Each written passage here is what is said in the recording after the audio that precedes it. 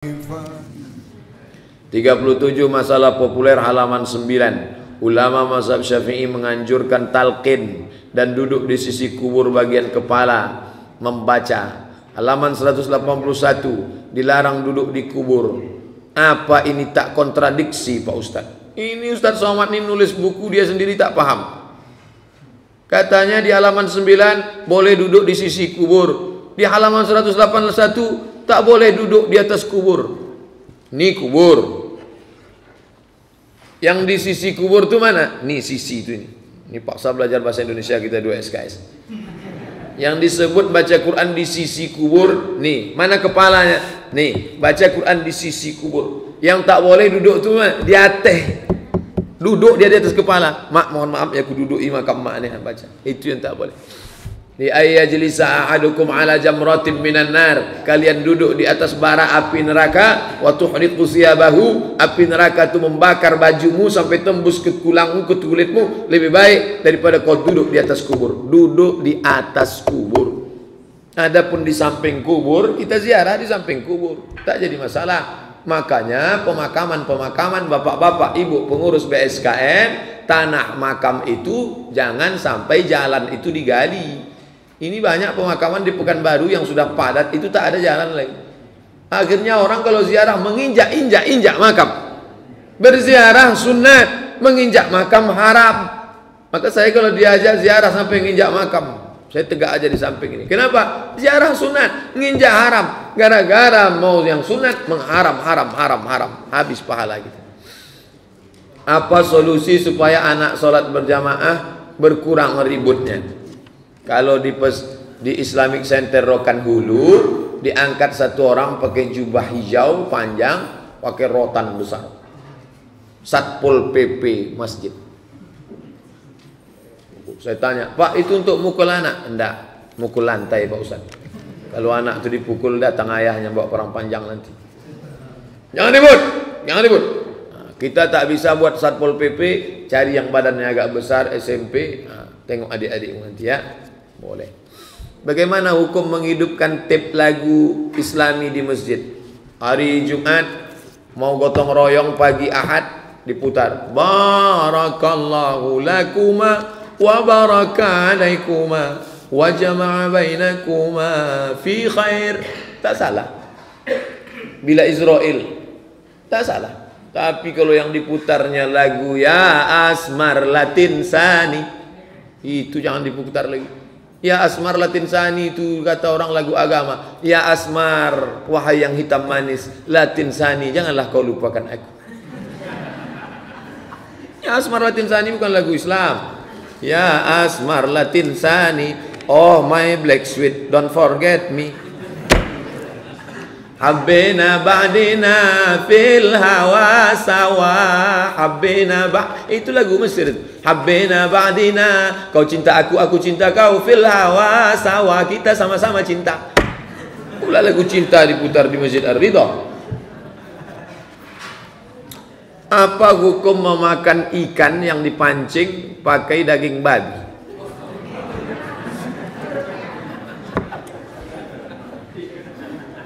Mulut ikan itu basah. Ini pertanyaan ini mau ngetes saya. Jadi kalau saya mau marah, jangan tanya-tanya ini. Tapi karena mau ngetes ilmu saya jawab.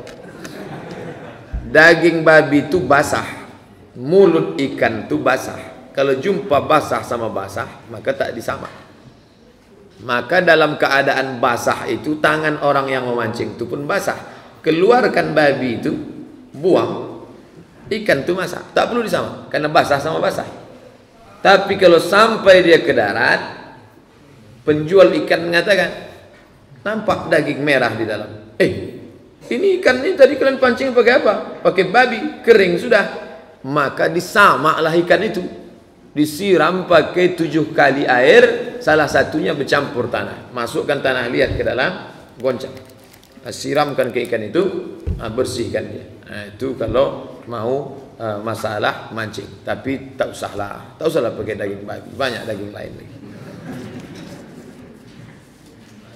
Bagaimana hukum salaman dengan guru dosen yang perempuan? Adakah bedanya yang masih muda dengan yang tua? Saya tamat dari Madrasah Aliyah Nurul Falah Air Molek Indragiri Hulu tahun 1996. Pas tahun 2016, 20 tahun saya tamat, kami kumpul semua acara Maulid Nabi. Jumpa sama ibu-ibu guru, tak saya salam. Assalamualaikum Bu, sehat Bu. Bahwa dia tersinggung saya begini, itu urusan masing-masing. Karena saya tahu dalam hadis disebutkan li ayyut'ina ala ra'si ahadikum, ditusukkan paku dari api neraka ke kepala kamu. Paku api neraka yang merah menyala ditusukkan ke kepala kamu khairun, lebih baik min antamus sayada mar'atin la tahillu lahu, daripada kalian sentuh tangan perempuan yang tak halal. Itu sikap saya ke guru saya. Tangan guru saya tak saya pegang. Adapun dengan mahasiswi, ustaz tu gurunya tak dipegangnya. Kalau mahasiswi saya tengok dipegangnya juga. Datang mahasiswi ngulurkan tangan. Ustaz, terima kasih ya udah ngajar kami 16 tatap muka. Awak baru balik dari Maroko, masih muda lagi, belum nikah. Jangan sampai tak salam sama sekali. Tentu dia tersinggung, malu, merah mukanya. Ini salam saya dapat dari India. Namaste. Namas artinya ibadah, sembah. Namas, sembah. Kita tak menyembah manusia, haram. Tapi kita jangan, tak boleh salaman. Ustaz Somad tuh ngomong aja tuh di ceramah di Masjid Ar-Ridha. Kemarin saya tengok dia di Masjid Riyadul Jannah di Kali Putih, dipegangnya tangan ibu-ibu. Itu makcik saya. Itu adik mak saya. Jangan salah fitnah nanti. Makcik saya pegang tangan. Ini tentang masalah. Balik saya ke kampung, jumpa kawan-kawan mak saya dulu, sudah tua. Pas balik kampung bulan puasa mau ziarah, lah anakku Abdul Somad yang dulu lucu. Abdul Somad, apa kabar? Udah mengulurkan tangan, tiba-tiba saya katakan, ditusukkan api neraka ke kepalamu. Tentu sedih dia. Bisik-bisik dia, ini Somad ni udah ikut ISIS nampaknya. Maka makcik-makcik kawan-kawan mak saya dulu saya pegang tangannya. Tapi dia sudah tua. Laisat mahallan lisyahwah, tidak mas 100 bayar 120 riba. Uang dengan barang tak riba. Karena sahabat Nabi membeli budak. Dulu budak itu dibeli diangsur dengan gandum 3 tahun, 4 tahun, 7 tahun. Barirah. Dalam hadis riwayat Barirah itu tentang transaksi membeli budak dengan angsuran bertambah harganya. Saya mau tertulis Pak Ustaz, ketik di Google Somad Moroko spasi kredit. Dapat tulisan, nanti lengkap saya tuliskan. Sudah saya tulis 3-4 tahun yang lalu tentang masalah kredit ini. Kuncinya 2, duit dengan duit riba, haram. Ustaz ini kita hati ke hati Ustaz ya, tak usah bicara hukum. Ustaz pernah tak minjam duit ke bank? Tak pernah. Jadi gimana Ustaz beli mobil? Saya minjam duit dengan pinjaman tanpa bunga. Kemana? Amak Bank. Amak Ambo. Mak pinjam duit dulu, aku mau beli mobil. Ini nih, nanti kau bayar ya. Cuman kadang bunganya lebih mahal pula dari bank lagi. Tak berbunga. Mak saya kalau saya pinjam duit tak berbunga. Banyak duit dia, banyak simpanan. Saya suka musik. Apa boleh saya menyanyikan lagu-lagu yang bernapaskan Islam dari Roma Irama atau menyanyi lain lagu judi? Bagus. Judi. Apa salahnya? Di mana letak haramnya? Buka buku fikih musik. Judulnya cari di toko buku, nanti hari libur nih cari toko buku fikih musik. Fikih salat udah, fikih zakat udah, fikih musik. Yang menulisnya Syekh Yusuf Qaradawi. Yusuf Qaradawi, Ikatan Ulama Sedunia, dia ketuanya, masih hidup di Qatar, umurnya lebih 90 tahun. Maka dalam fikih musik dijelaskan, kalau baik, baik, kalau tak baik, tak baik. Mana musik yang tak baik itu Pak Ustaz? Keong Racun, Kucing Garong, Cinta Satu Malam, Kabi Kaci Kabigam, Kucu-Kucu Hotahe. Hafal juga Pak Ustaz. Bolehkah mengqadha yang sudah bertahun-tahun tinggal? Pertanyaannya, bolehkah mengqadha yang sudah bertahun-tahun tinggal? bukan bolehkah, wajibkah. Kalau boleh, boleh, tak boleh. Ini bukan boleh, wajib mengqadha yang masa muda dulu tinggal. Kapan akil balik? Umur 10. Kapan mulai sholat? Umur 20. Berapa tahun tak sholat? 10. Qadha, ganti. Bagaimana caranya? Habis zuhur nanti qadha. Usolli fardhu zuhri 4 raka'atin qadha'an. Habis asar usolli fardhu asri 4 raka'atin qadha'an. Habis maghrib usolli fardhu maghribi 3 raka'atin qadha'an. Berapa lama? Selama sholat itu tinggal 10 tahun. Ganti 2016, lunas 2026. Begitu dalam kitab Al-Fiqhul Islami wa Adillatuh. Saya tak percaya Ustaz Somad. Carikan Ustaz lain. Ketik di Google Sarwat Qadha. Sarwat Qadha. Ustaz Sarwat LC, alumni Lipia Jakarta, menulis tentang solat qadha lengkap. Sarwat Qadha. Saya tak percaya alumni Mesir. Itu alumni Lipia, murid dari doktor-doktor dari Saudi Arabia, tentang solat qadha. Wajib di qadha. Solat menurut 4 mazhab Hanafi, Maliki, Syafi'i, Hambali. Saya menyampaikan solat qadha ini sudah lama. Pertama kali pulang saya sampaikan di Masjid Akramun Nas. Difitnah orang saya. Dia ngomong di radio, kata dia Somad itu sesat, menyampaikan hadis palsu. Datang jamaah ngasih rekamannya ke saya MP3. Coba Ustaz dengar baik-baik. Somad itu sesat, menyampaikan. Saya tak mau berkelahi. Saya tulis makalah lebih kurang 50 halaman. Saya beri ke Dr. Saidul Amin, pimpinan Muhammadiyah. Ustadz, nih kasih ke orang, namanya tak boleh sebut, menjaga kode etik jurnalistik.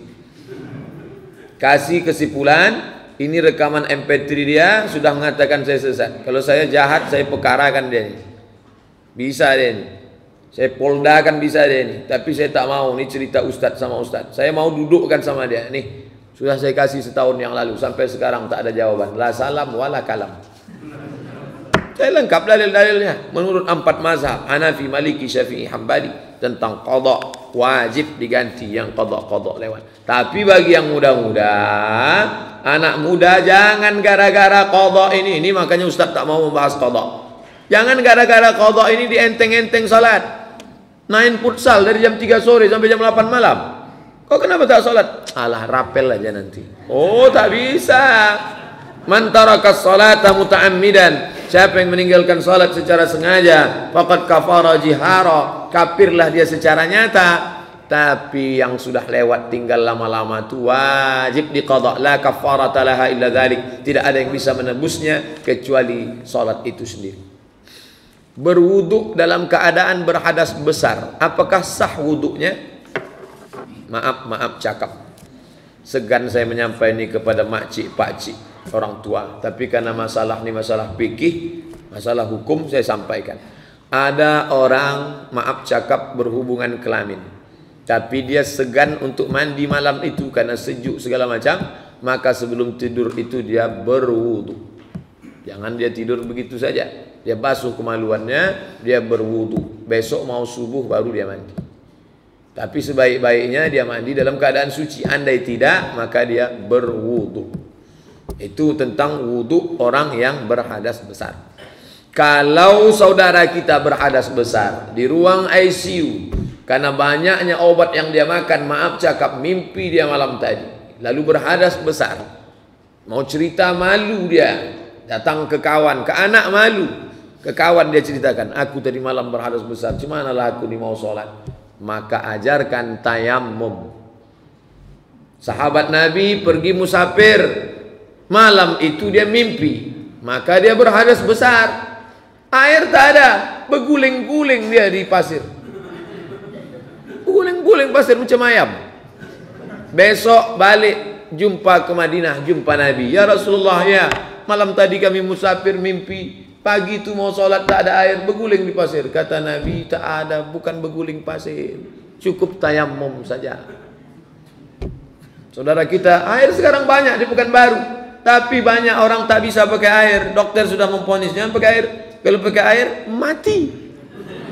Maka ambil tepuk pasir, bawakan dia tanah, letakkan di atas koran, suci, tak ada bau najis, bau kencing kucing, tai kucing tak ada, tepuk, pukul ke wajah sekali, tepuk lagi, tiup, tepuk, tangan sekali, muka sekali, tangan sekali, tidak pakai kumur-kumur.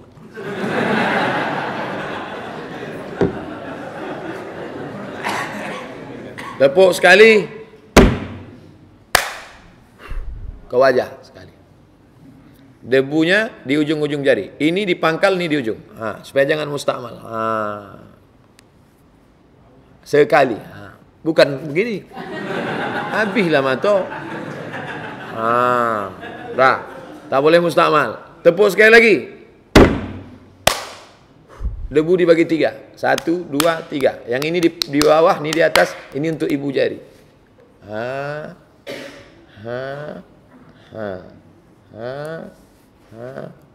Mazhab Syafi'i. Tapi kalau di tangan tu banyak kabel. Tak bisa, pakai pergelangan saja. Mazhab Maliki. Cukup. Jangan sampai tak solat dia. Arahkan ke arah kiblat. Jiwanya gonjang-ganjing, setan datang mengintai saudara kita, makcik kita, bahkan mungkin diri kita. Suami, anak, istri. Ingat, perhatikan ibadah. Jangan sampai dia rusak di akhir umur, tak dapat husnul khatimah. 1 tayamum, 1 solat. 1 tayamum, 1 solat. Beda dengan wudhu. 1 wudhu bisa 10 solat. Asal jangan terkentut saja. Apa hukum pakai behel kalau memang gigi itu tak layak? Tak layak. Senyum dia, pingsan kita menengok. Gitu. Merubah yang tak layak menjadi layak boleh. Merubah yang tak normal menjadi normal boleh. Maka maaf cakap, boleh operasi bibir sumbing. Karena tak normal menjadi normal boleh. Yang sudah normal di otak-atik menjadi abnormal tak boleh. Hadis riwayat Abdullah bin Mas'ud. 5 dilaknat Allah. La'anallahul washimat, tukang buat tatu. Wal mutashimat, minta buatkan tatu. Wal mutanammisat, mencabut alis. Mencabut, mencukur. Wal mutafallijat, mengotak-atik gigi, merapatkan, menjarangkan, memotong. Orang makin tua, gigi makin memanjang. Maka bagaimana supaya dulu orang tak ada tanda KTP, tak ada, tak tahu lahir. Kalau mau nikah cuma tengok gigi. Maka bagaimana supaya menipu? Potong. Dipotong. Macam mana kau tengok calonku tadi? Pendek aku tengok giginya. Padahal setengah dipotong. Wal mughayyirat lil husni, merubah ciptaan Allah, mempercantik. Orang yang pernah sekali mempercantik diri, dia akan merubah terus. Operasi sini, operasi sini, operasi sini, operasi sini, operasi sini. Setan punya kerja. Nauzubillah. Sewaktu salam ke kanan, akhir rukun solat, aku menelentangkan tapak kanan. Begitu juga waktu salam ke kiri, telapak tangan diusapkan dari hidung sampai ke dagu. Apakah aku lakukan sudah lama karena orang tuaku begitu? Apakah ada dasarnya? Kalau ada 2 pendapat, saya sebutkan 2. Kalau ada 3 pendapat, saya sebutkan 3. Kalau ada 4 pendapat, saya sebutkan 4. Kalau ada 6 pendapat, saya sebutkan 6. Mana contoh yang 6? Allahu Akbar. Allahu Akbar. Allahu Akbar. Allahu Akbar. Allahu Akbar. Allahu Akbar. Mazhab Syafi'i 2. Antara pusat dengan dada 1. Di sebelah kiri riwayat Ibnu Khuzaimah 2. Mazhab Maliki 2. Di atas pusat 1. Lepas 1. Mazhab Hanafi dengan Hambali 1. Di bawah pusat. Pendapat Syekh Albani di atas pusat. 6 pendapat. 1, 2, 3, 4, 5, 6. Tapi yang saya amalkan 1. Saya tetap pakai mazhab Syafi'i. Di atas pusat, di bawah dada. Allahu Akbar. Ini contoh yang 6 pendapat. Contoh yang 3 pendapat. Meletakkan tapak tangan di atas 1. Allahu Akbar. Tempel saja. Yang kedua, menggenggam alal wasri. ujung kelingking, ujung ibu jari. Allahu Akbar. Pendapat ketiga, di pangkal lengan. Ni lengan, pangkal. Allahu Akbar. 3. 1, 2, 3. Yang tak ada, itu tak ada. Nah, itu cara saya menjelaskan. Kalau ada 3 saya sebut 3, kalau ada 5 saya sebut 5, kalau ada 6 saya sebut 6. Nah, tentang masalah membuka, berapa pendapat? 1 pendapat. Tentang masalah membuka, 1 pendapat. Assalamualaikum warahmatullahi. Assalamualaikum warahmatullahi. Tak buka. Jamaah Malaysia datang ke Pekanbaru. Waktu di Pekanbaru mereka segan bertanya, takut orang Pekanbaru tersinggung. Waktu saya datang ke Kuala Lumpur baru mereka tanya, Ustadz, waktu kami di Pekanbaru kami tengok banyak orang buka. Mana dalilnya Pak Ustadz? Saya bilang tak ada. Lalu datang dari mana? Wallahu a'lam bishawab. Maka tentang buka tangan salam tak ada 2, 3, 4, 5, 6 pendapat, tunggal 1 pendapat. Assalamualaikum warahmatullahi. Assalamualaikum warahmatullahi. Tentang masalah mengusap wajah, hadis riwayat Sunan Tirmizi, Nabi tak pernah menurunkan tangannya. Nabi kalau ngangkat tangan berdoa, Nabi tak pernah menurunkan tangannya illa yamsaha bihima wajhahu, sebelum turun dia usap wajahnya. Subhana rabbika rabbil izzati amma yasifun wa salamun alal mursalin walhamdulillahi rabbil alamin. Setiap dia menurunkan tangannya, diusapnya dulu wajahnya, baru turun. Nah, hadis ini dhaif. Bagi orang yang melarang mengusap wajah, kenapa kau usap wajah? Hadis ini dhaif. Dijawab oleh Al-Hafiz. Al-Hafiz artinya hafal 300.000 hadis. Ibnu Hajar Al-Asqalani dalam kitabnya Bulughul Maram. Bulughul Maram min adillatil ahkam. Kitab fikih. Apa kata dia dalam Bulughul Maram? Hadis tentang mengusap wajah setelah berdoa memang dhaif. Tapi karena jalur riwayatnya banyak, maka naik derajatnya menjadi hadis hasan. Berapa level hadis itu? 4. Paling tinggi sahih, di bawah sahih hasan, di bawah hasan dhaif, di bawah dhaif maudhu' palsu. Maka hadis tentang mengusap wajah dhaif, tapi karena jalurnya banyak naik menjadi hasan. Artinya apa? Boleh diamalkan. Nah, tentang orang yang tadi habis sholat, habis itu dia usap wajahnya. Kenapa dia usap wajahnya? Saya tak tahu. Karena tak tahu saya tanya. Saya takut nyalahkan orang. Kenapa kalian usap wajah kalian? Saya habis berdoa Pak Ustaz. Habis berdoa kan usap wajah. Mana doanya? Fil alamina innaka hamidum majid. Allahumma ighfir lima qaddamtu wa ma akhartu wa ma asrartu wa ma a'lantu wa ma asraftu wa ma anta a'lamu bihi minni antal muqaddim wa antal muakhiru la ilaha illa anta subhanaka inni kuntu minaz zalimin. Allahumma inni a'udzubika min azabi jahannam wa min azabil qabri wa min fitnatil mahya wal mamat wa min syarri fitnatil masiihid dajjal. Assalamualaikum warahmatullahi. Itu doa apa tak doa? Doa. Habis berdoa kan ngusap wajah. Kata dia, itulah dalil kami. Tapi saya tak pakai. Saya tak pakai itu. Karena dalam hadis yang tadi mengusap wajah itu, saat berdoa itu tangannya menampung. Habis menampung baru. Waktu tadi itu ada tangan menampung. Kecuali dia menampung. Allahumma ighfir lima qaddamtu wa ma akhartu wa ma asrartu. Tak ada. Belum pernah saya nengok orang sholat mengangkat ini. Jadi pengambilan dalilnya terlalu panjang. Oleh sebab itu saya salam tetap 1 periwayat. Habis itu saya tak mengusap wajah. Setelah selesai berdoa, baru saya mengusap wajah. Itu penjelasan detail sedetil-detailnya. Ya? Yang mana? Dalam kunut. Nah, dalam masalah kunut, mana yang afdal? Dijawab oleh Imam Nawawi dalam kitabnya Al-Azkar. Kata Imam Nawawi tentang masalah doa kunut, Al-Azkar 3 pendapat. Yang pertama, diangkatnya lalu diusapnya.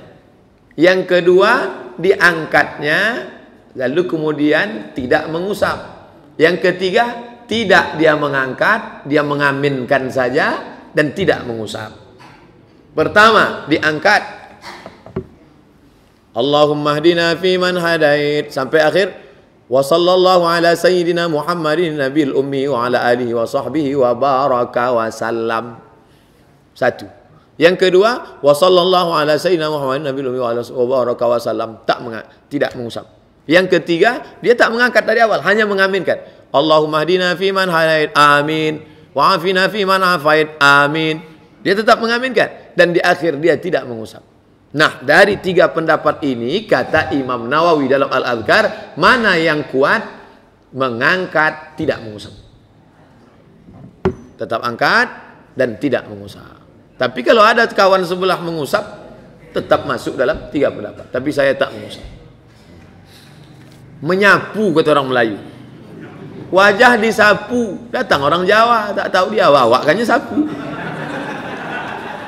Mengusap. Ustadz, apa hukumnya membaca Yasin beramai-ramai? Membaca Yasin beramai-ramai namanya qiraatul idarah. Kata Imam Ibnu Taimiyah, la ba'sa bih, la tidak ba'sa apa-apa, la ba'sa ora opo-opo, ndak ba'a, la ba'sa bih. Menurut Imam Nawawi, membaca Quran bersama-sama mustahab, dianjurkan karena bangkit semangatnya. Kalau sendiri, Bismillahirrahmanirrahim. Bismillahirrahmanirrahim. Bapak kalau pergi ke Maroko sebelum sholat Jumat, baca Quran 1 jam bersama-sama. Semua masjid Maroko. Nanti kalau pergi ke Maroko, tengok baca Quran. Itu bukan lebay kampung kita yang membuat. Yang ketiga pendapat Imam Al-Buhuti. Saya suka pendapat Al-Buhuti. Ini saya pilih. Apa kata dia? Kalau bacaannya sama, bagus. Tapi kalau bacaannya tak sama, makruh. Karena orang yang bacaannya tak bagus, dia tak tahu kalau dia salah. Orang yang bacaannya tak betul, dia tak tahu kalau dia salah. Karena semua suaranya satu. Dia mulutnya bergerak. Ujung-ujungnya turjaun, fayakun. Boleh tak main rebana dalam masjid?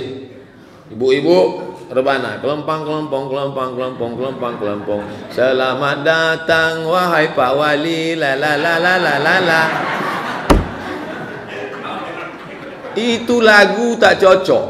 Selamat datang wahai Pak Wali, kata dia. Kata backing vokal la la la la la la la. La la itu kan jangan. Nah, tentang masalah ini dua pendapat. Tadi janji Ustadz kalau ada dua sebut dua, tak boleh dua sebut satu, tak amanah. Itu pengkhianat ilmiah namanya. Pendapat yang pertama mengatakan tak boleh ada rebana dalam masjid. Dalilnya apa? Karena Nabi pernah mengatakan inna lihadzal masjid, sesungguhnya masjid ini la yasluh, tak boleh illa kecuali tiga, zikrillah wa qiraatil Quran was salah. Hanya boleh tiga, zikir, baca Quran dan salat. Kalau gitu tak boleh ceramah. Ceramah ini masuk majlis zikir. Zikir, baca Quran, salat. Yang lain tak boleh. Ini dalil orang yang mengatakan tak boleh. Tak boleh berbana sama sekali. Sedangkan yang mengatakan boleh, dua hadis dia. Yang pertama, a'linu hazan nikah. Umumkanlah nikah, jangan diam-diam. Waj'aluhu fil masajid. Buatlah akadnya di masjid. Wadribu alaihi biddufuf. Pukulkan gondang. Tengok, tiga sepaket. A'linu hazan nikah, umumkan nikah depan orang banyak. Waj'aluhu fil masajid, buat di masjid. Wadribu alaihi biddufuf, pukulkan gendang. Nabi di situ tak ada memotong. Andai dipotong pasti kata Nabi, umumkan nikah, buat di masjid, setelah kalian balik ke rumah baru pukul gendang. Tapi bunyi hadisnya kan tidak. Artinya di situ musahabah, langsung di mana akad itu di situ pukulkan gendang, pukul. Dalil kedua, Nabi duduk di depan rumahnya, mohon maaf, ini rumah Nabi. Nabi duduk, ada orang Habasyah menarikan tongkat pendek tarian perang di dalam Masjid Nabawi. Menari pakai tongkat pendek dalam Masjid Nabawi, itu dalil mereka yang membolehkan. Apa kata mereka? Kias. Kalau menari pakai tongkat pendek saja boleh, apalagi memukul gendang.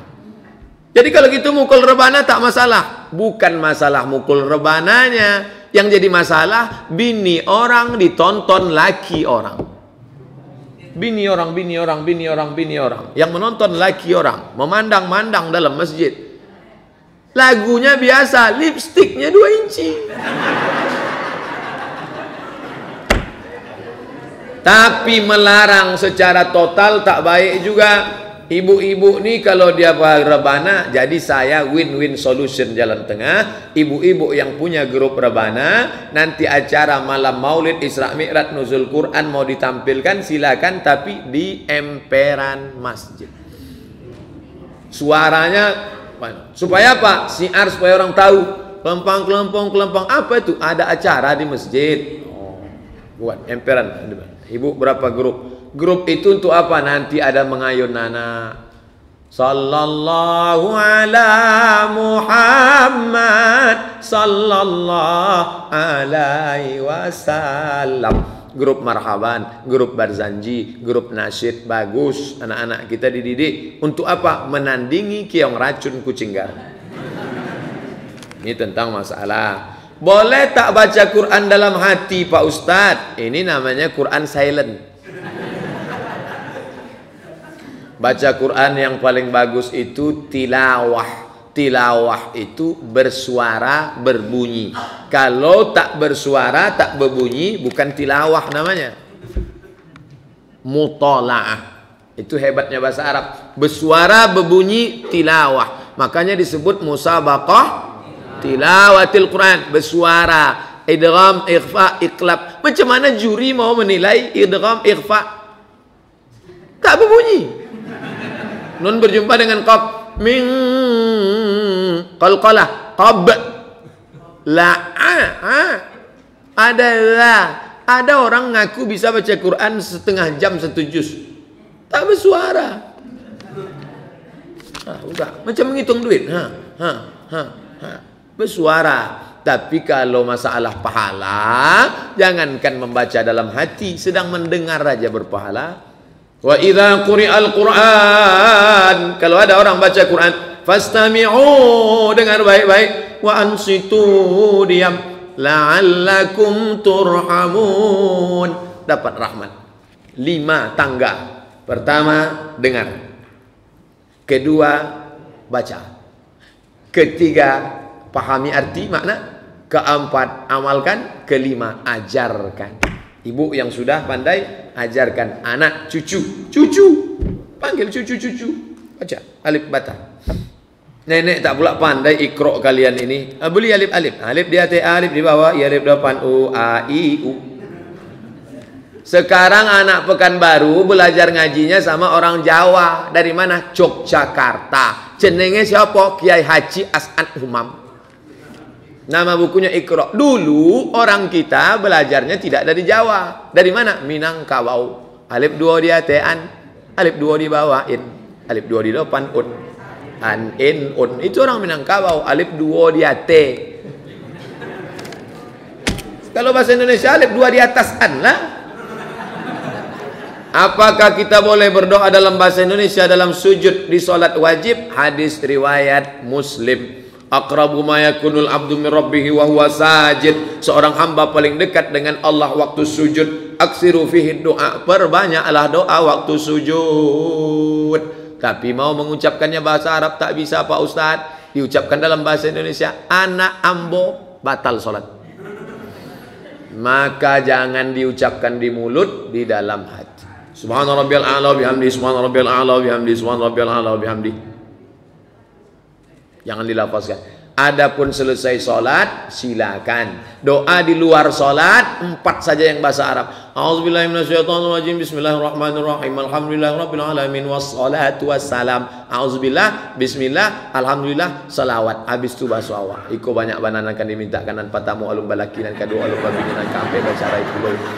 Iki wis perang-perang dino bocone orang tu kopi iki ya Allah. Wis ngalor ngidul ngetan minta kepada Allah Subhanahu wa taala. Bagaimana hukumnya istri minta cerai dan pertanggungan jawab suaminya nanti? Ihtazza arsyur rahman, bergoncang tiang arsy yang dijaga 19 malaikat. alaiha tis'ata asyar. Satu sayap malaikat ke satu sayap seluas langit dan bumi, bainal masyriq wal maghrib, bergoncang, bergegar, saking tak sukanya mendengar lafaz ceraikan aku bang. Tapi kalau suami itu pemabuk, pecandu narkoba, tukang sipak, tukang tunjang, tukang tanduk, entah orang entah banteng ini, maka istri punya hak untuk minta lepaskan diri, namanya khulu'. Laki-laki melepas namanya talak, perempuan minta lepas namanya khulu', hakim melepas namanya fasah. Laki-laki di Indonesia sudah diikat dengan syirat ta'liq. Jika saya meninggalkan istri saya 2 tahun lamanya, tidak memberikan nafkah zahir dan batin 3 bulan berturut-turut, atau saya melakukan KDRT kekerasan dalam rumah tangga, maka istri saya melapor ke kantor pengadilan agama, lalu hakim menjatuhkan talak 1, maka jatuhlah talak 1 kepadanya. Kantornya di mana Pak Ustadz? Di belakang Parit Indah. Maka dalam hal kasus ini, jangan anak perempuan kita itu dibodohi. Nak, kau mesti patuh pada suami nak. Walaupun dia pecandu narkoba, pezina, kau patuh aja karena surga di bawah tapak kakinya. Pembodohan. Bergoncang tiang aras nak. Kalau laki itu sopan, soleh, baik, istri mengancam, kalau abang tak balik membawa kijang Innova Luxury, ceraikan aku. Bergoncang tiang aras. Tapi kalau suami itu pecandu narkoba, pezina, perampok, maka dia menggugat, tidak apa-apa. Katanya tiang aras bergoncang Pak Ustadz. Jangankan tiang aras, tiang listrik pun tak bergoncang. Jangan bodohi anak perempuan kita. Banyak orang membodoh-bodohi anak perempuan. Ustadz, di mana aja lembaga tahfiz di Pekanbaru nih Pak Ustadz? Pesantren Kubang. Namanya IBS, Islamic Boarding School. Ustadz Misran, adik Ustadz Mustafa Umar. Yang kedua, Ustadz Romi di Rumbai. Ini nomor HP Ustadz Romi, Pondok Tahfiz. Catat, tulis. Ustadz Romi, Pondok Tahfiz. Anak-anak yang hafal Quran, maka dia diberikan Allah Ta'ala keutamaan, kecerdasan otaknya, akalnya, bisa pula dia memberikan syafaat orang beriman. Ustadz Romi, nomor WhatsApp 0823 8557 4657, 0823 8557 4657. Rumbai tahfiz, hafal 30 juz. Di kepalanya itu 30 juz. Tinggal klik aja, klik Al-Baqarah muncul, klik Al-An'am muncul, klik. Bukan macam kita, klik Al-Baqarah, kul wallah juga keluar. Ustaz, kita sebagai makmum sholat, Al-Fatihah afdolnya kapan? Sebagai makmum perlu tak baca Al-Fatihah? Kata mazhab Hanafi, makmum tak perlu baca Fatihah, diam saja. Pendapat satu. Kata mazhab Maliki, kalau solatnya jahar, makmum tak perlu Fatihah karena telinganya sudah mendengar bacaan imam. Tapi kalau solat zuhur, asar, baru dia baca Fatihah. Saya pakai mazhab yang ketiga, mazhab Syafi'i. Tetap baca Fatihah makmum. Tadi saya baca Fatihah. Kapan? Dua pendapat. Nah, tentang kapannya dua pendapat. Pertama, selesai waladhdallin. Waladhdallin. Amin. Bismillahirrahmanirrahim. Alhamdulillah rabbil alamin arrahmanir rahim maliki yaumiddin. Iyyaka na'budu wa iyyaka nasta'in. Ihdinas siratal mustaqim. Shiratal ladzina an'amta 'alaihim ghairil maghdubi 'alaihim waladdallin. Amin. Pas 15 detik saya hitung, tengok jam. Jadi kalau ada orang mengatakan kalau baca Fatihah setelah imam tak sempat lah Pak Ustaz. Apa pula tak sempat 15 detik? Kecuali imam tu ayatnya pendek, betul? Nun, Allahu Akbar. Belum pernah saya dengar imam baca nun Allahu Akbar lagi. Cara yang kedua, ikuti bacaan imam. Nah, ini cara kedua. Bismillahirrahmanirrahim.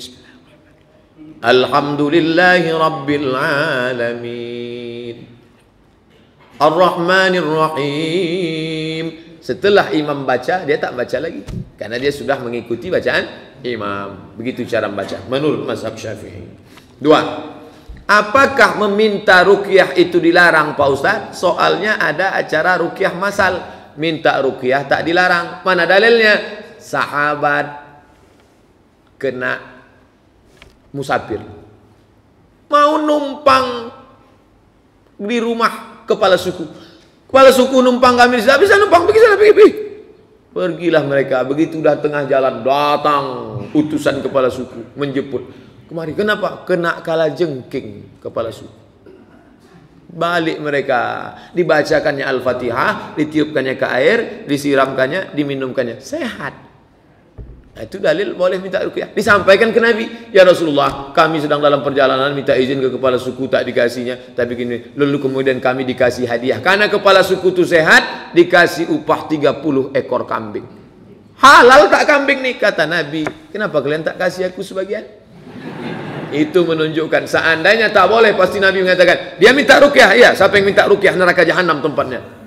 Satu hadis mengandung 3 hukum. Pertama, boleh minta ruqyah. Yang kedua, boleh meruqyah dengan bacaan ijtihad dia. Nabi tak pernah mengajarkan kau bacakan Al-Fatihah, kau tiupkan ke air, tak ada.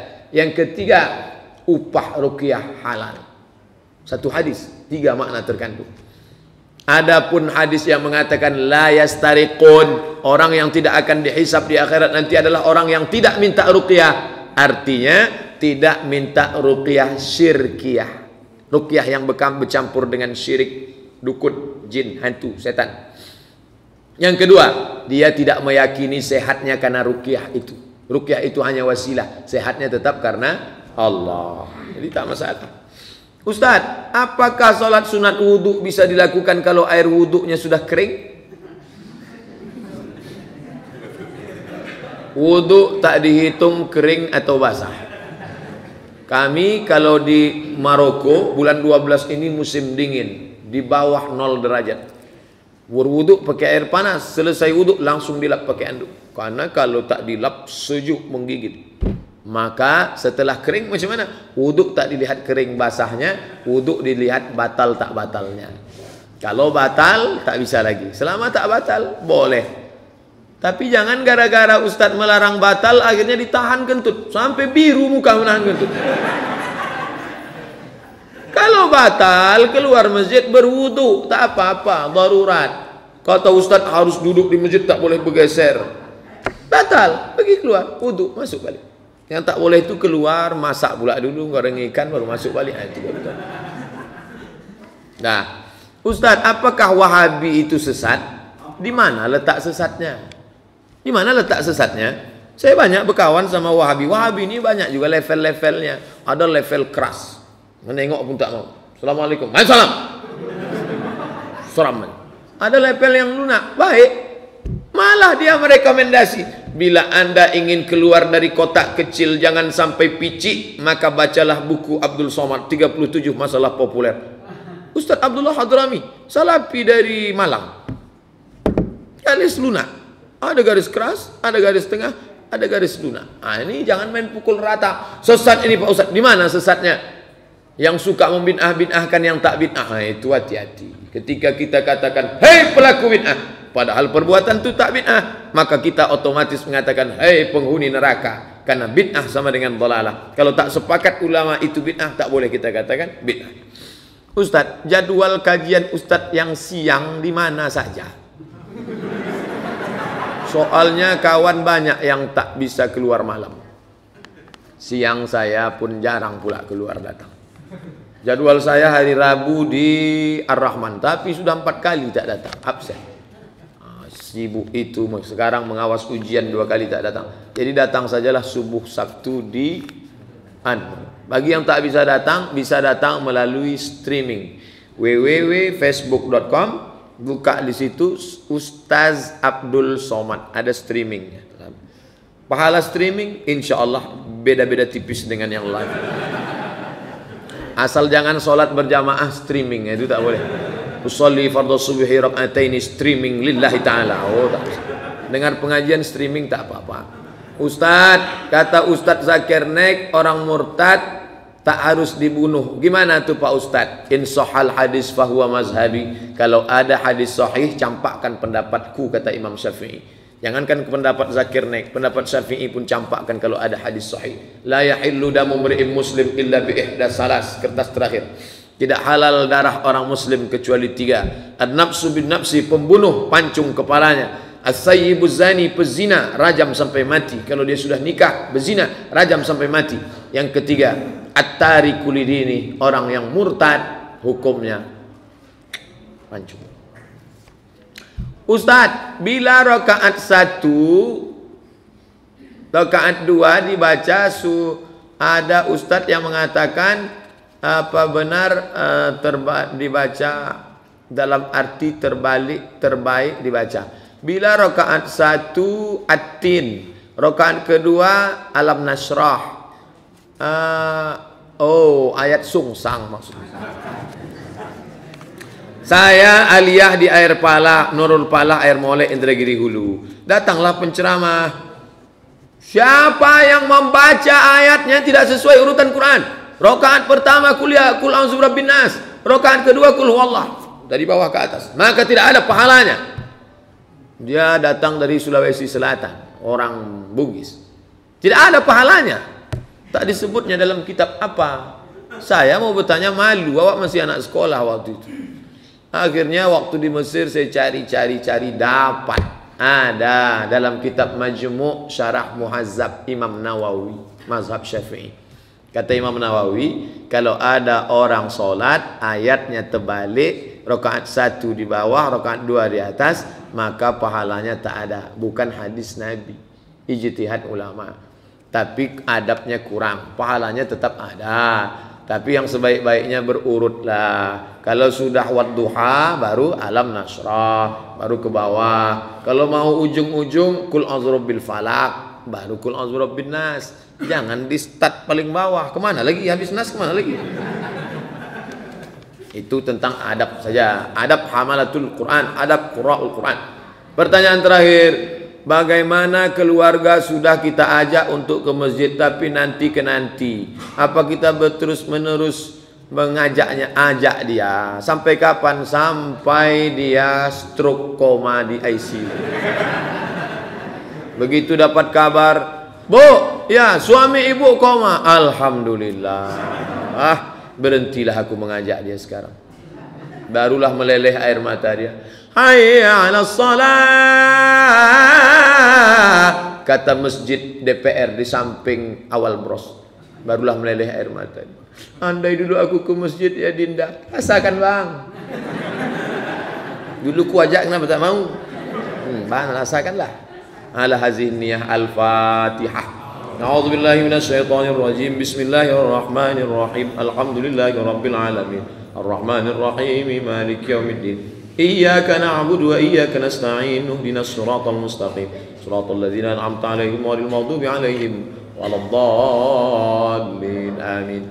Rabbana ighfir lana dzunubana, ampunkan dosa kami ya Allah, wali walidaina, kedua orang tua kami, wali masyayikhina, guru-guru kami, wali azwajina, pasangan hidup kami, wali zurriyatina, anak cucu keturunan kami, wali man sabaqana, yang sudah mendahului kami, wali man hadarana, semua yang hadir di majlis ini ya Allah. Allahumma la sahla, tak ada kemudahan illa ma ja'altahu sahla, kecuali engkau menjadikannya mudah. Wa anta taj'alul hazana idza syi'ta sahla, segala yang sulit menjadi mudah. Fayassir lana umurana, mudahkan segala urusan kami ya Allah. La tada'na dzamban illa ghafarta, segala dosa kami ampunkanlah, wala aiban illa satarta, segala aib cacat kami tutupilah, wala musafiran illa wasalta, yang musafir sampaikan ke tujuannya, wala maridan illa syafaita, yang sakit berikan kesembuhan ya Allah, wala mayyitan illa rahimta, yang meninggal dunia curahkan rahmat dan kasih sayangmu ya Allah. Allahumma dafa'ana al-ghala wal waba wal fahsya wal riba wal zina wal munkar, jauhkan malapetaka, bencana, musibah, riba, zina, narkoba, perbuatan keji dan mungkar min baladina haza khassah, dari kampung halaman kami dan seluruh negeri kaum muslimin ya Allah. Allahumma khtim lana bi husnil khatimah wa la takhtim alaina bi su'il khatimah. Allahumma ja'al akhira kalamina 'inda intihai ajalina, jadikan akhir kalam kami ketika ajal kami sampai, yang keluar dari mulut kami la ilaha illallah. Rabbana atina fid dunya hasanah wa fil akhirati hasanah wa qina adzabannar. Wa sallallahu ala sayyidina Muhammad wa ala alihi wa sahbihi wasallam. Walhamdulillahi rabbil alamin. Taqabbalallahu minkum minna wa minkum taqabbal ya karim. Assalamualaikum warahmatullahi wabarakatuh.